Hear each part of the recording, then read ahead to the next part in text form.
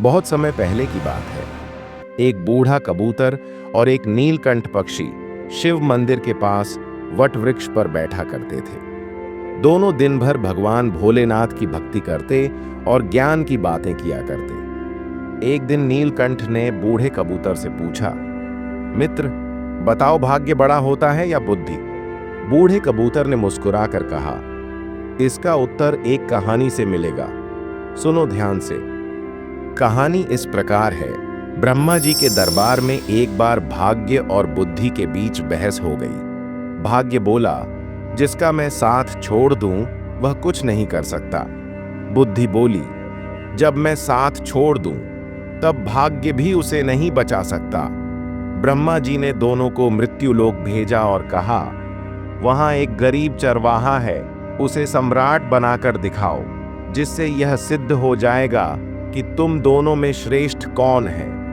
भाग्य ने उसका साथ देना शुरू किया और जंगल में उसके रास्ते सोने के जूते रख दिए, लेकिन बुद्धिहीन चरवाहे ने उन्हें सिर्फ पहनने के लिए लिया, पहचान ही नहीं पाया कि वे अमूल्य हैं। बाद में जब एक व्यापारी ने वह जूते देखे तो बदले में चरवाहे को बस एक मन अनाज दे दिया। भाग्य ने दोबारा कोशिश की और फिर से एक जोड़ी और भी कीमती जूते उसके रास्ते में रखे।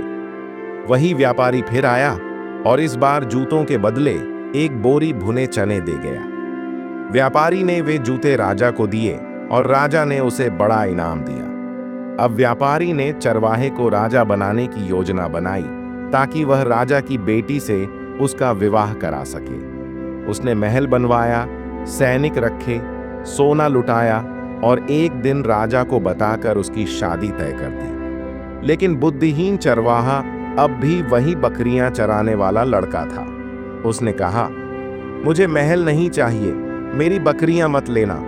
सौदागर सोचता, मैं इसे राजा बना रहा हूं और इसे सिर्फ अपनी बकरियों की चिंता है। शादी के दिन तय हो गए, रथ सज गया, बारात निकल पड़ी। लेकिन तभी बुद्धि ने कहा, भाग्य, तुमने इस मूर्ख को राजा बनाकर उसके प्राण संकट में डाल दिए हैं। बिना बुद्धि के वह खुद को ही नहीं समझता, राजा क्या बनेगा? ब्रह्मदेव यह सब देख रहे थे। उन्होंने कहा, यह लड़का भले ही सोने में लिपटा हो, लेकिन राजा नहीं बन सका, क्योंकि यह बुद्धिहीन है। इस प्रकार बुद्धि ने सिद्ध कर दिया कि भाग्य चाहे कितना भी अनमोल हो, लेकिन बिना बुद्धि के उसका कोई मूल्य नहीं।